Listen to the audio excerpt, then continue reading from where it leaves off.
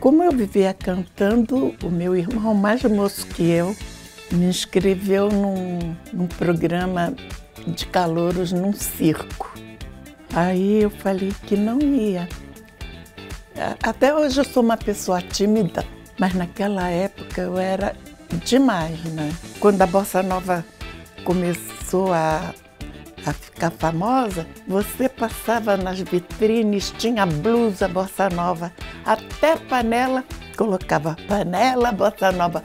E eu via isso como um deboche, que não acreditavam na Bossa Nova. Eu falei, mas eu não tenho como comprar esse piano. Aí ele falou assim, fala com o Vinícius, ele me paga e você vai pagando para ele. Aí quando eu me encontrava com ele, eu dizia assim, Vinícius, ainda não tive nenhum dinheiro para dar para você. Ele falou assim, para de falar nesse diabo deste piano, o piano é seu e não se fala mais nisso. Pronto, ganhei o piano.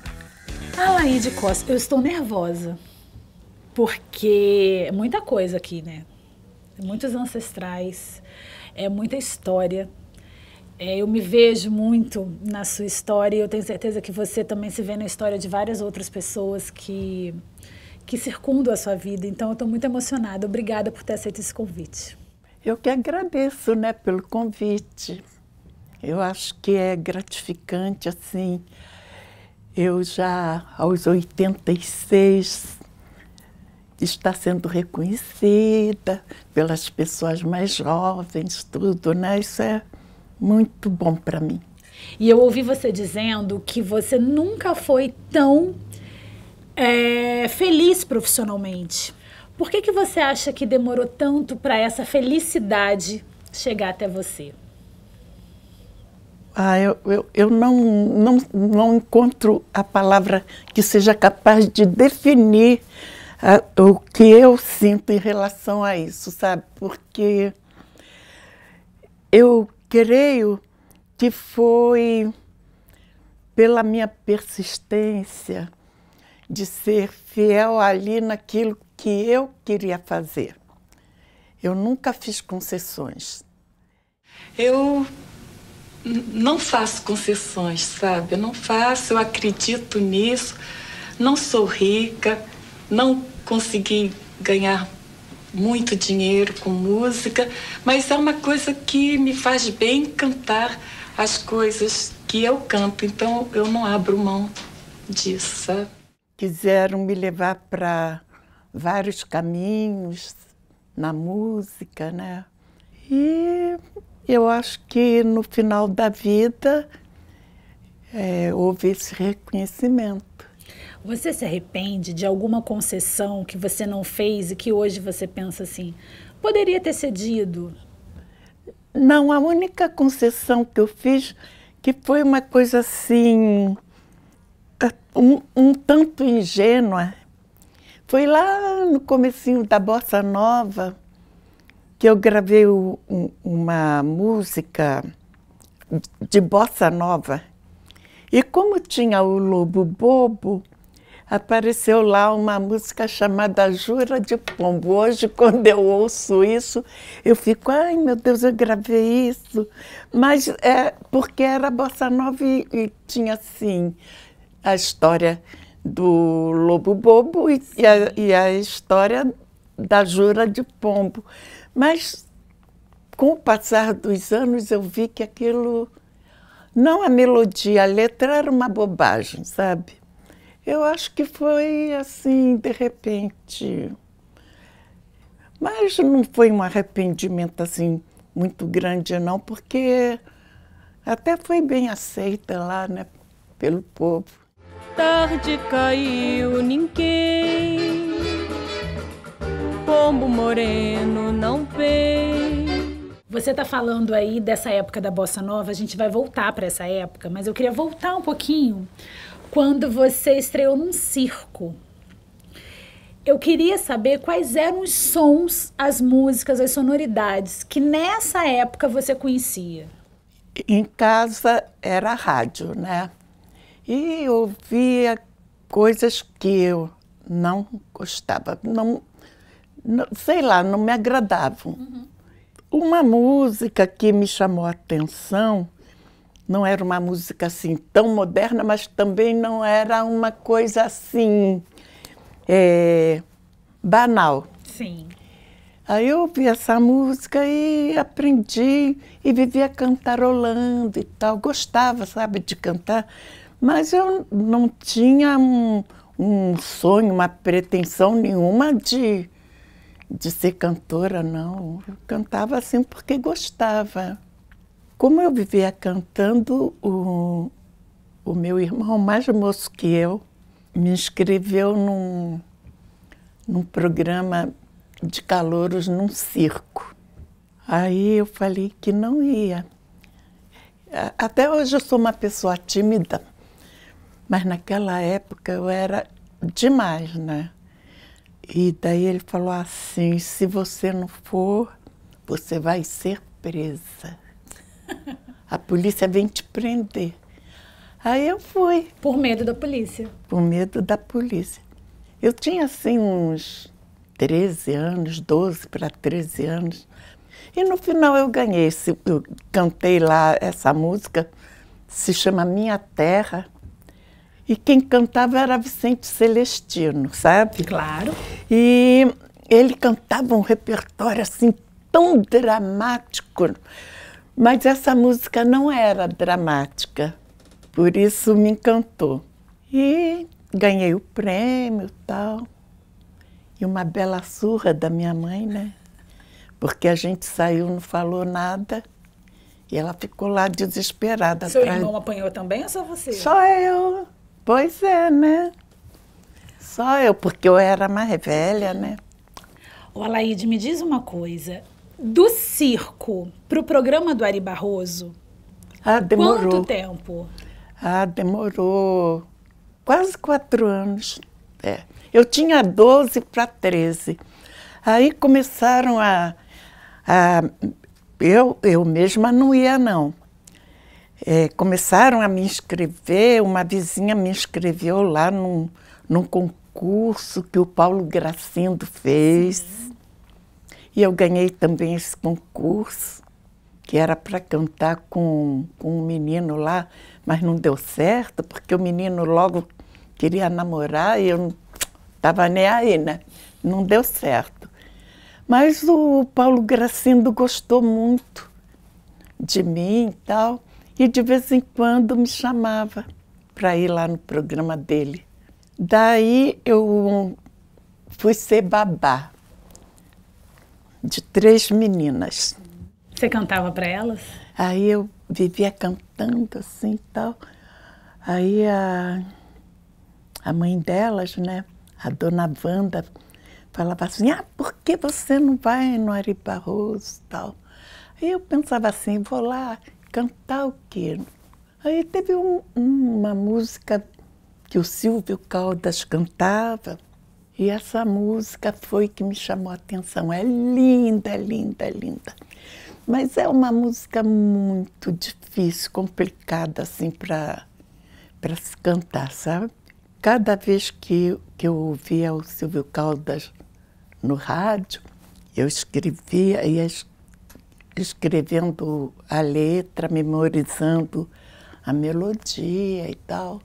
Quando eu consegui aprender, demorou um pouco, né? Porque tinha que estar tocando no rádio para você ouvir, né? E não era sempre que ele cantava, porque era uma música que, para ele, era muito especial também. Não era aquela música de acesso fácil. Sim. Ao público, né? Sim. E muito de vez em quando ele cantava num programa semanal que ele tinha na Rádio Clube do Brasil. E eu ouvia sempre esse programa do Silvio Caldas na esperança dele cantar o Noturno em Tempo de Samba. Tarde da noite na rua deserta, a vagar eu estou. Aí eu me inscrevi, aí eu fui sozinha me inscrever. O Ari Barroso era debochado que só, né? Verdade. E daí ele perguntou o que eu ia cantar. Aí eu falei, Noturno em Tempo de Samba.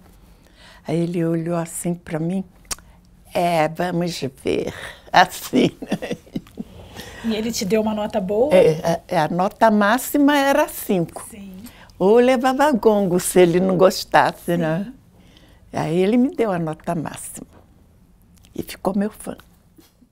Tarde da noite na rua deserta, a vagar eu estou.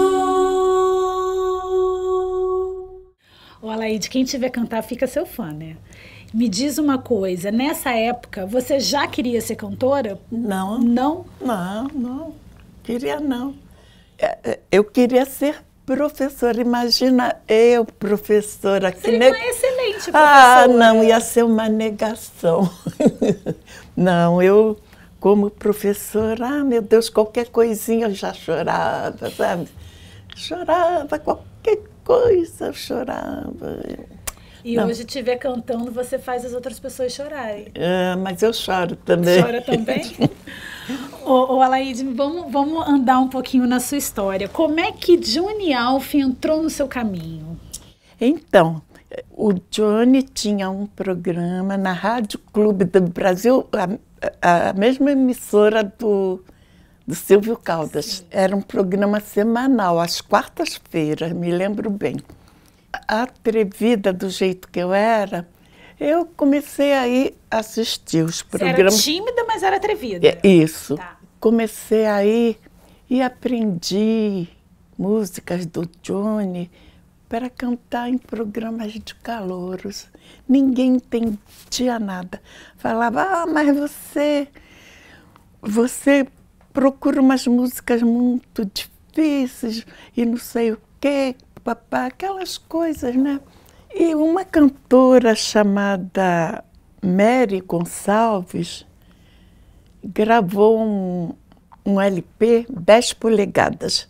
Num dos lados, ela cantou 5 músicas do Johnny. Essa música que todo mundo acha que é mais recente é de 53. É só olhar, depois sorrir, depois gostar. É de 53. Eu aprendi ali com a Mary e ia cantar nos programas de calouros. Era essa, escuta. Escuta, não fales mais, ouve apenas. Num desses programas de calouros que eu estava cantando, um músico do Dancinha Avenida me convidou para ser crooner. E foi daí que eu me tornei profissional. Foi o meu primeiro trabalho assim remunerado como cantora.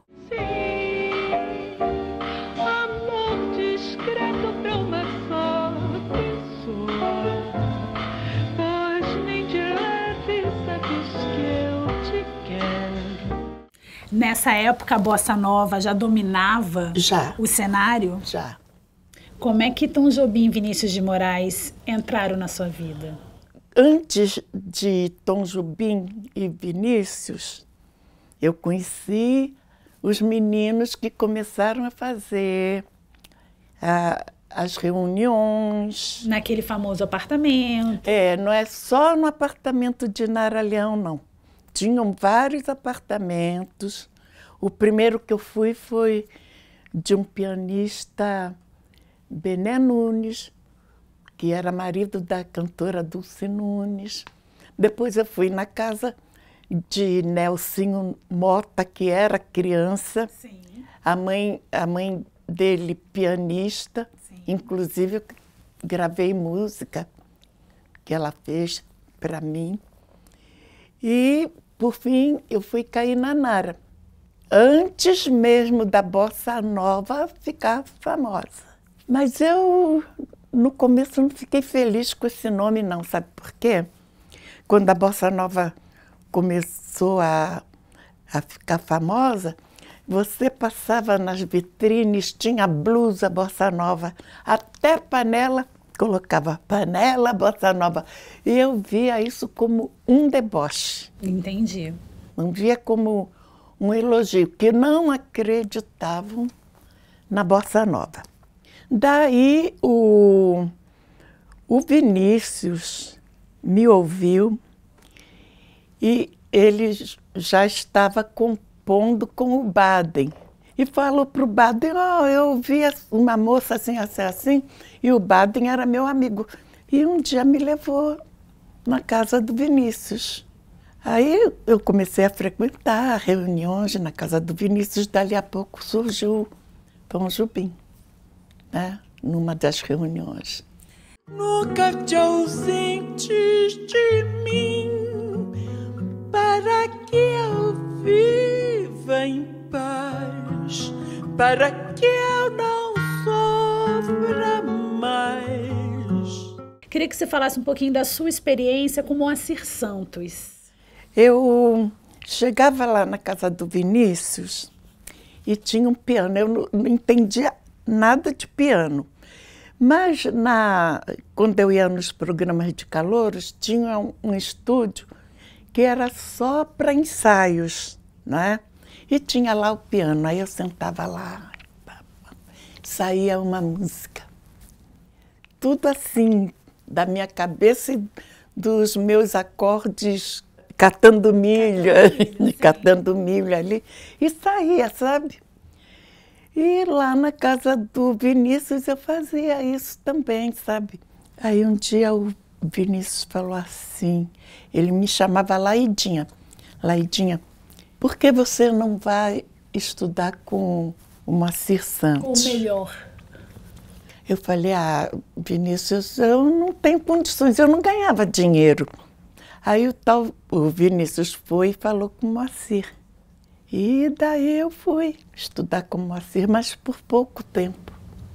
Mas é um luxo, né? É luxo só. Mas por muito pouco tempo, porque ele já estava decidido a ir para os Estados Unidos, já estava com tudo praticamente pronto. E daí quis passar o piano dele para mim, né? Eu falei, Moacir, eu não tenho como comprar esse piano. Aí ele falou assim, fala com o Vinícius, você compra o piano vai para você e ele me paga e você vai pagando para ele. Ele perguntava, Laide, você falou com o Vinícius? Eu falei, Moacir, não tive coragem não. Aí ele mesmo foi e falou com o Vinícius, né? Aí o Vinícius ainda me deu uma bronca. Por que você não falou? Tinha que o Moacir vir falar e não sei o quê, papapá. Um belo dia chega o piano. Em casa eu não fui mais no Vinícius para estudar. Aí quando eu me encontrava com ele, eu dizia assim, Vinícius, ainda não tive nenhum dinheiro para dar para você. Ele só fazia assim, sabe? Aí passava o tempo de novo. Quando eu encontrava com o Vinícius, eu morria de vergonha, porque eu não queria ser caloteira, eu queria pagar, mas não tinha como, né? Ele falou assim, para de falar nesse diabo deste piano, o piano é seu e não se fala mais nisso. Pronto, ganhei o piano. Deixa-me sonhar como a noturna flor em teu jardim ir me morrendo de amor. Alaide, a gente está aqui falando de nomes que fazem parte da memória afetiva e coletiva do povo brasileiro, né? E eu quero falar dessa nova geração que te reverencia tanto. Você está lançando um disco que, ainda bem, graças aos orixás, à ancestralidade, a todos os santos, tem tido muita visibilidade. E é um disco que tem te colocado no lugar que você sempre deveria ter estado. Eu queria saber como é que nasceu essa sua parceria com Marcos Preto, com Pupilo e com o rapper Emicida. Foi o Marcos Preto que ligou para mim e falou: Laide, eu e o Emicida estamos pensando assim, se você gostaria de gravar um trabalho com a gente e tal. Aí eu pensei assim, Emicida é uma linha tão diferente da minha. Em princípio eu fiquei imaginando como seria, né? Não é que eu tenha nada contra, mas também eu jamais cantaria um rap legal, né? Ué, com essa sua voz aveludada, eu acho que é possível fazer um sample com a Emicida. Aí eu falei assim, não, mas ele é um moço muito inteligente, isso vai dar certo, né? Eu falei, vamos lá, né? Vamos fazer, sim. A tímida corajosa. É. E daí começaram, eles anunciaram isso, aí começaram a mandar música. A Joyce mandou, Fátima Guedes, Ivan Lins, a Cel, João Bosco. E, inclusive, a música do João Bosco tem um trecho que diz assim, que eu acho que é a minha história, né? O meu caminho eu mesma fiz, não foi ninguém que me apontou. Eu me virei sozinha, comi o pão todinho que o diabo amassou. Essa música é uma parceria do João com o filho dele, o Francisco Bosco, né? Então, mas essa música não foi feita exclusivamente para mim. Essa música já tinha sido lançada numa novela, mas eu não sabia. Quando eu ouvi, eu falei assim, nossa, parece que foi feita para mim. Eu fiquei achando, né, que foi feita para mim, né, tal. E daí o Emicida pôs letra na música da Joyce, né, que dá título...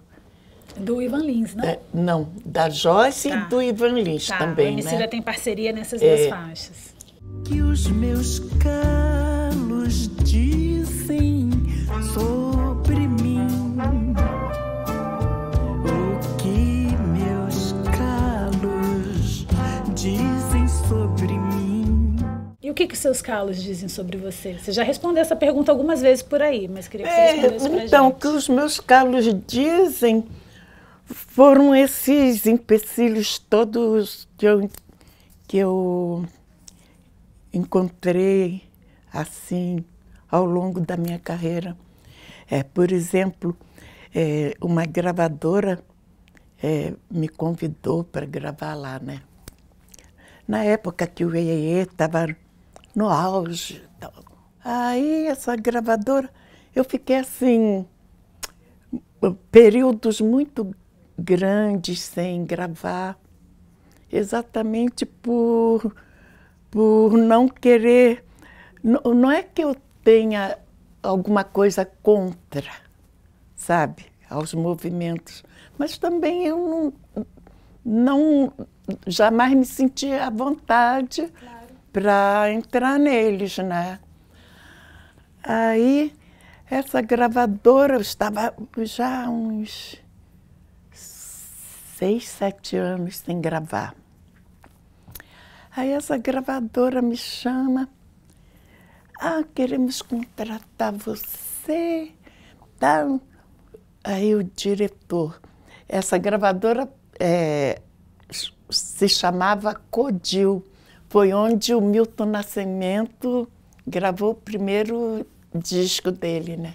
Aí esse diretor teve a cara de pau de sugerir eu cantar a Serenata do Adeus do Vinícius de Moraes em ritmo de pode. Se eu fosse louca, né? Teria entrado nessa. E me fala uma coisa, uma curiosidade. Eu vi que você, inclusive, já saiu ou já cantou com o Salgueiro, escola de samba. Já. Crepe em cruz é ele, Virgem Maria. As pretas feias se pensem, me arrepia. E como que as pessoas falam que você não gosta de samba? Eu gosto, mas não sei. Sim. Ou melhor, eu canto samba sim. Paulinho da Viola, Elton Medeiros. Aquele samba mais elegante. Isso, mais assim. Mais suave. Agora, sambão eu não sei, ué. O que eu vou fazer? Eu já falo lento. Você já fala lindo. Ô, Alaide, pra gente encerrar essa nossa conversa, eu ficaria aqui com você até amanhã, mas eu sei que você tem um compromisso semanalmente, que é um compromisso que você não falta jamais. De que maneira essa sua vivacidade, aos 86 anos, te faz ser a artista que você é? Ah, não sei dizer pra você, não. Mas é o que me apraz, né? O que me faz feliz, né? Cantar, como dizia Tom Jobim, quem canta refresca a alma, né? Cantar adoça o sofrer. Nossa, que lindo. Né? Muito obrigada. Muito obrigada, muito obrigada. Estou Eu muito que feliz de agradeço, ter tá? batido esse papo com você. Muito Obrigada, tá? Eu que agradeço. Segurando a lágrima aqui. Obrigada, obrigada, obrigada, obrigada. Queria eu agora ir te encontrar com as suas amigas. Ah, vamos lá.